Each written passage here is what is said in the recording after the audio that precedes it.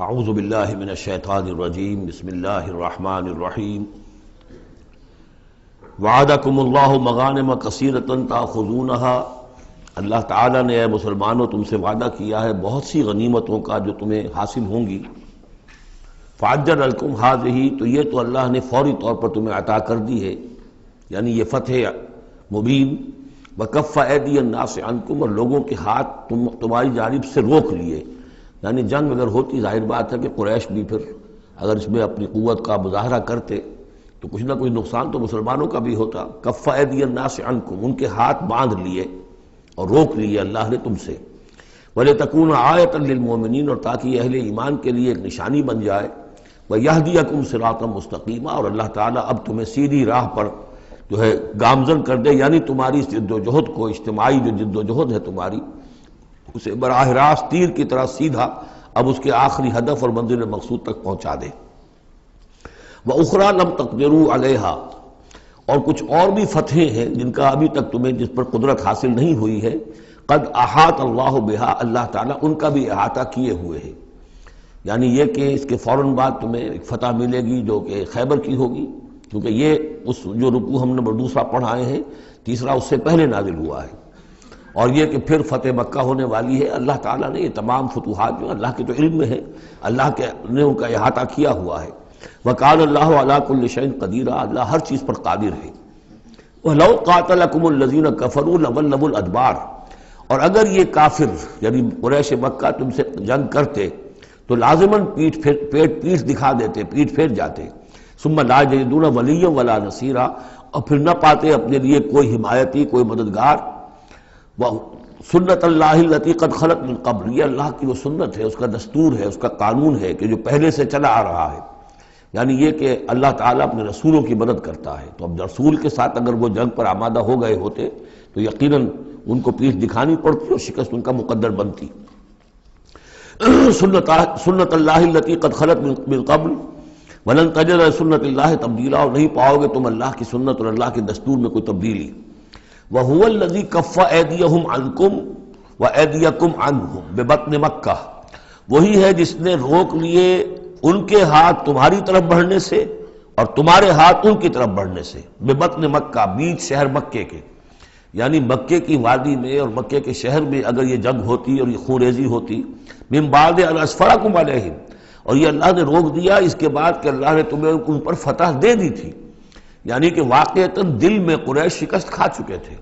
وہ سمجھ گئے تھے کہ ہمارے لیے مقابلہ ممکن نہیں ہے، ورنہ وہ صلح کبھی نہ کرتے۔ ان کے لیے تو یہ چیز گویا کہ بڑی موت سے بھی بڑھ کر جو تھی، بھاری تھی، کہ مسلمان جو ہیں ان کے ساتھ ہم صلح کریں، انہیں تسلیم کر لیں، اور پھر یہ بھی طے کریں کہ اگلے سال آپ آئیے اور ہم 3 دن کے لیے تو یہ پورا مکہ خالی کر دیں گے، آپ یہاں جس طرح چاہیں عمرہ کریں۔ یہ شرط بھی اس میں شامل تھی اگلے سال، لیکن اس سال آپ کو جانا پڑے گا، ہماری ناک جو ہے اتنی نہ کٹے کہ اسی سال آپ عمرہ کر لیں، لیکن یہ ہے کہ بہرحال آئندہ آپ آئیں گے۔ تو اس کے بعد کہ اللہ نے تمہیں ان پر فتح دے دی تھی۔ وَكَانَ اللَّهُ بِمَا تَعْمَلُونَ بَصِيرًا، اور جو کچھ تم کر رہے ہو اللہ اسے دیکھ رہا ہے۔ هُمُ الَّذِينَ كَفَرُوا وَصَدُّوكُمْ عَنِ الْمَسْجِدِ الْحَرَامِ، وہی لوگ ہیں، یعنی ان کے جرائم کا تذکرہ ہو رہا ہے جنہوں نے کفر کیا تو اور تمہیں روکے رکھا مسجد حرام تک جانے سے۔ وَالْهَدْيَ مَعْكُوفًا أَن يَبْلُغَ مَحِلَّهُ، اور ہدی کے جو جانور لے کے گئے تھے مسلمان احرام کے ساتھ ساتھ، وہ ہدی کے جانور تھے کہ کعبے کے لیے نیاز کے یہ جانور ہیں، وہ رکے ہوئے تھے کہ وہ اپنی اصل جگہ پر یبلغ محلہ، کہ اس کا اصل مقام تو یہ تھا کہ کعبے جائیں، وہاں پر ان کا چڑھاوا چڑھایا جائے اور ان کی قربانی دی جائے، لیکن یہ کہ وہ رکے ہوئے تھے کہ وہاں تک نہیں پہنچ سکتے تھے۔ لیکن یہ اللہ نے کیوں ہاتھ روک لیے، ان کے ہاتھ تم سے، تمہارے ہاتھ ان سے کیوں روک لیے، جنگ کیوں نہیں ہونے دی، اس کی حکمت اب آ رہی ہے۔ وَلَوْلَا رِجَالٌ مُؤْمِنُونَ وَنِسَاءٌ مُؤْمِنَاتٌ، اگر نہ ہوتے مرد مومن اور عورتیں مومنات، لم تعلموہم، جنہیں تم نہیں جانتے تھے، ان تطؤوہم، اندیشہ تھا کہ تم انہیں بھی پیس ڈالتے، یعنی جب جنگ ہوتی ہے، بھٹی گرم ہو جاتی ہے، اس وقت تو تحقیق و تفتیش مشکل ہوتی ہے۔ اب وہ مسلمان کے جو ہجرت نہیں کر سکے، ان میں ضعفاء بھی تھے، ان میں مریض بھی تھے، ان میں عورتیں بھی تھیں جن کے لیے ممکن ہی نہیں تھا، جیسا کہ ہم سورہ نساء میں پڑھ چکے ہیں کہ جن کے لیے بالکل ممکن ہی نہیں تھا، اللہ تعالیٰ نے ان کو معاف کر دیا تھا، ہجرت نہیں کر رہے تب بھی اللہ ان سے مواخذہ نہیں کرے گا۔ تو اب وہ لوگ بھی موجود تھے مکے کے اندر، اب اگر یہ چکی چلتی تو پھر تو یہ پیس ڈالتی ان کو بھی. وَلَوْلَا رِجَالٌ مُؤْمِنُونَ وَنِسَاءٌ مُؤْمِنَاتٌ لَمْ تَعْلَمُوهُمْ أَن تَطَؤُوهُمْ، تم جانتے ہی نہیں تھے، ہو سکتا ہے کہ تم انہیں بھی کچل دیتے. فَتُصِيبَكُم مِّنْهُمْ مَعَرَّةٌ، اور ان کے معاملے میں پھر تم پر ایک الزام آ جاتا بغیر علم، اس کے بغیر کہ تمہیں کوئی علم ہو، تمہاری بے خبری میں تم پر الزام آتا کہ ان اہل ایمان نے آ کر اپنے اہل ایمان ساتھیوں کو بھی قتل کر دیا. لیدخل اللہ فی رحمتہ، اللہ نے اسی لیے روک دیا اس جنگ کو اس وقت اور تمہیں فتح دے دی صلح کی شکل میں، تاکہ اللہ تعالیٰ داخل کرے اللہ تعالیٰ اپنی رحمت میں جس کو چاہے. وَلَوْ تَزَيَّنُوا لَعَذَّبْنَا الَّذِينَ كَفَرُوا مِنْهُمْ عَذَابًا أَلِيمًا، اگر وہ علیحدہ ہو چکے ہوتے، یعنی مسلمان اہل ایمان مرد اور عورتیں جو ہیں جو ابھی تک مقیم ہیں یہاں پر، اگر وہ یہاں سے نکل چکے ہوتے، علیحدہ ہو چکے ہوتے، تو پھر باقی یہاں صرف کفار رہ گئے ہوتے، تو ہم اسی وقت لَعَذَّبْنَا الَّذِينَ كَفَرُوا مِنْهُمْ عَذَابًا أَلِيمًا، تو ان کافروں کو ہم ابھی وہ بدترین عذاب کا مزہ چکھا دیتے. اس جعل الذین کفروا فی قلوبہم الحمیۃ حمیۃ الجاہلیہ، جب کافروں نے اپنے دلوں کے اندر ایک حمیت جو ہے، ایک بڑی غیرت اور حمیت کا معاملہ، لیکن وہ حمیت جاہلی تھی کہ ہم لوگ، اور کیسے ممکن ہے کہ ہم انہیں یہاں پر عمرہ کرنے دیں. یہ لوگ کہ جو بے دین ہو گئے، ان کے اعتبار سے تو بے دین تھے، جو ہم اپنے آبا و اجداد کے دین کو چھوڑ گئے، تو وہ جو نسل پرستی اور قوم پرستی ان میں تھی، اور آبا پرستی تھی، اور اپنی روایت پرستی تھی، اس کے بنا پر حمیت جاہلیت ان کے دلوں کے اندر اتنی کوٹ کوٹ کر بھری ہوئی تھی. اس جعل الذین کفروا فی قلوبہم الحمیۃ حمیۃ الجاہلیہ، انہوں نے حمیت جاہلی کو اپنے دلوں کے اندر راسخ کر لیا تھا. فانزل اللہ سکینتہ علی رسولہ وعلی المؤمنین، تو اللہ تعالیٰ نے اپنا طرف سے سکون نازل فرما دیا اپنے رسول پر صلی اللہ علیہ وسلم اور اہل ایمان پر. وَأَلْزَمَهُمْ كَلِمَةَ التَّقْوَىٰ، اور اللہ تعالیٰ نے ان پر لازم کر دیا تقویٰ کی بات کو، یعنی اللہ تعالیٰ نے تقویٰ کو ان پر لازم کر دیا. وَكَانُوا أَحَقَّ بِهَا، یقیناً وہ تقویٰ کے زیادہ حقدار بھی ہیں، وَأَهْلَهَا، اور واقعتاً تقویٰ کے اہل ہیں، ان کے اندر تقویٰ موجود ہے. وَكَانَ اللَّهُ بِكُلِّ شَيْءٍ عَلِيمًا، اور یقیناً اللہ تعالیٰ ہر چیز کا علم رکھتا ہے. لَقَدْ صَدَقَ اللَّهُ رَسُولَهُ الرُّؤْيَا بِالْحَقِّ، اب ایک شبہ کا ازالہ ہو رہا ہے کہ کچھ لوگوں کو یہ خیال پیدا ہوا ہوگا کہ رسول کا تو خواب بھی سچا ہوتا ہے اور وحی کے درجے میں ہے. حضور نے ہمیں فرمایا تھا کہ میں نے خواب دیکھا ہے کہ ہم عمرہ کر رہے ہیں تو چلو، اور یہاں ہم عمرہ نہیں کر سکے تو رسول کا خواب جھوٹا ہو گیا. یہ اگر شک کسی کے دل میں پیدا ہوا تو اس کو ظاہر کر رہے ہیں کہ رسول کا خواب جھوٹا نہیں ہوا. یعنی یہ کہ اس میں جب حضور سے پوچھا بھی گیا، آپ نے تو فرمایا تھا کہ ہم عمرہ کریں گے، تو آپ نے فرمایا تھا یہ میں نے کب کہا تھا کہ اسی سال ضرور کریں گے، عمرہ کریں گے. چنانچہ اگلے سال وہ عمرہ ہوا. سن 7 میں اسے عمرہ قضا کہتے ہیں، جو صلح حدیبیہ میں طے ہو گیا تھا کہ اگلے سال آپ آئیے عمرہ کیجئے، تو عمرہ قضا جو ہے یہ عمرہ چونکہ رہ گیا تھا، درمیان میں ہی بند ہو گیا، تو عمرہ قضا، اس عمرے کی قضا اگلے سال جو ہے سن 7 میں آپ نے دی. اور 3 دن تک قریش نے مکے کو خالی کر دیا، پہاڑوں پر چڑھ گئے، اور مسلمان 3 دن تک مکے کے اندر مقیم رہے، انہوں نے اپنے اطمینان سے عمرہ ادا کیا. تو فرمایا لقد صدق اللہ رسولہ الرؤیا بالحق، اللہ نے بالکل سچا دکھایا خواب اپنے رسول کو، اس میں قطعاً کسی جھوٹ کا شائبہ نہیں. لَتَدْخُلُنَّ الْمَسْجِدَ الْحَرَامَ إِنْ شَاءَ اللَّهُ آمِنِينَ مُحَلِّقِينَ رُؤُوسَكُمْ وَمُقَصِّرِينَ لَا تَخَافُونَ، تم اے مسلمانوں لازماً داخل ہوگے مسجد حرام میں انشاءاللہ پورے امن کے ساتھ، آمنین بے کھٹکے، محلقین رؤوسکم ومقصرین، اپنے سروں کو حلق بھی کراؤ گے اور قصر بھی کراؤ گے.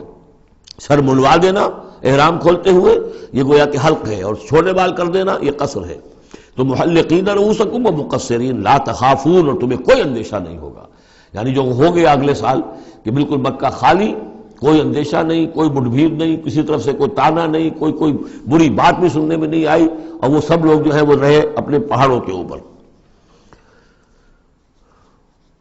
فعلم ما لم تعلموا، تو اللہ جانتا ہے جو تم نہیں جانتے. فجعل من دون ذلك فتحا قریبا، تو اس کے بعد اللہ تعالیٰ نے ایک بڑی فتح رکھی ہے قریب، یعنی یہ کہ اس کے فوراً بعد اس سے ورے، اس لیے کہ اس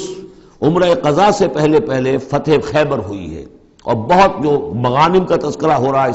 اس میں جو غنیمت آئی ہے بہت نمایاں، وہ غزوہ خیبر کی ہے. ایک تو یہ کہ یہودیوں کا گڑھ تھا، بہت مالدار تھے،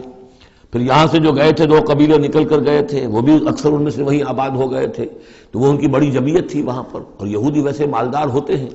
تو وہاں پہ جو غنیمت ملی ہے مسلمانوں کو اس کے طرف اشارہ ہو رہا ہے۔ اللہ تعالیٰ نے اس سے پہلے کہ تم عمرہ قضا ادا کرو اور جب تم داخل ہوگے مسجد حرام، اس سے پہلے جو ہے اللہ تعالیٰ تمہیں فتح دے گا، نصیب کرے گا۔ اب وہ آیت آ گئی، هو الذی ارسل رسولہ بالہدی ودین الحق لیظہرہ علی الدین کلہ، یعنی یہ جو سلسلہ اب جا رہا ہے، صراط مستقیم، سیدھا راستہ کس منزل کی طرف جا رہا ہے؟ دنیا میں مسلمانوں تمہاری جد و جہد کی منزل کیا ہے؟ اللہ کے دین کا غلبہ، اس لیے کہ ہم نے اپنے رسول کو بھیجا ہی اس کام کے لیے۔ یہ سورہ توبہ میں آیت ہم پڑھ چکے ہیں، فرق صرف یہ ہے کہ وہاں پر تھا هو الذی ارسل رسولہ بالہدی ودین الحق لیظہرہ علی الدین کلہ ولو کرہ المشرکون، یہاں آخری حصہ ہے وکفی باللہ شہیدا۔ لیکن سورہ توبہ والی آیت جوں کی توں پھر سورہ صف میں آ جائے گی، وہ بھی اب زیادہ دور نہیں رہی ہے، وہ بھی ہم جلدی پڑھیں گے۔ تو اللہ نے تو بھیجا ہے اپنے رسول کو صلی اللہ علیہ وسلم الہدا دے کر، یعنی قرآن حکیم جو ہدایت کاملہ ہے، نو انسان را پیام آخری حامل او رحمت للعالمین،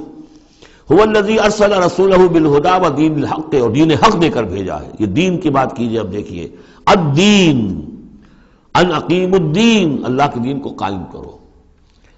ام لہم شرکاء شرعوا لہم من الدین ما لم یأذن بہ اللہ، کیا ان کے شریکوں نے بھی کوئی دین دیا ہے انہیں؟ اللہ نے انہیں دین حق دیا ہے، اور دین حق اس لیے دیا ہے کہ اسے غالب کرے کل کے پورے نظام زندگی کے اوپر، پورے نظام زندگی پر۔ وہی ہے جس نے بھیجا ہے اپنے رسول کو صلی اللہ علیہ وسلم بالہدا، ہدایت دے کر، قرآن دے کر، ودین الحق، اور سچا دین، حق دین، عادلانہ نظام زندگی دے کر، لیظہرہ علی الدین کلہ، تاکہ وہ غالب کرے اسے کل کے کل نظام زندگی پر، وکفی باللہ شہیدا، اور کافی ہے اللہ مدد کے لیے۔ عام طور پر ترجمہ یہاں پر گواہ کا کیا گیا ہے، آپ نے دیکھا ہوگا، لیکن یہاں اس لفظ شہید کا مطلب جو مدد کے ہے۔ اس کے لیے یہ کہ نوٹ کیجئے جو سورہ بقرہ کے تیسرے رکوع میں آیا تھا، فَإِن كُنتُمْ فِي رَيْبٍ مِّمَّا نَزَّلْنَا عَلَىٰ عَبْدِنَا فَأْتُوا بِسُورَةٍ مِّن مِّثْلِهِ وَادْعُوا شُهَدَاءَكُم مِّن دُونِ اللَّهِ إِن كُنتُمْ صَادِقِينَ، بلا لو اپنے مددگاروں کو اللہ کے سوا اگر تم سچے ہو۔ تو چونکہ اصل میں شہیدہ کے معنی تو ہے حاضر ہونا، شہیدہ یشہد، کسی کی موجودگی اور حاضری، جو موجود ہوتا ہے وقوع پر وہی صحیح گواہی دینے کا اہل ہے، اس لیے اس کے معنی گواہی کے پیدا ہو گئے، اور جو موجود ہو وہی آپ کی مدد بھی کر سکتا ہے، اس لیے اس کے معنی مددگار کے بھی ہیں۔ آپ کا کوئی دوست ہے، بڑا آپ کا بہی خواہ ہے، لیکن جب آپ پر کچھ ستم ہو رہا تھا، ظلم ہو رہا تھا، زیادتی ہو رہی تھی، وہ موجود ہی نہیں تھا بیچارہ، وہ کیا کرے گا؟ آپ کی مدد نہیں کر سکتا۔ تو مددگار بھی معنی ہے لفظ شہید کے۔ وَكَفَى بِاللَّهِ شَهِيدًا، اللہ کافی ہے مددگار کی حیثیت سے۔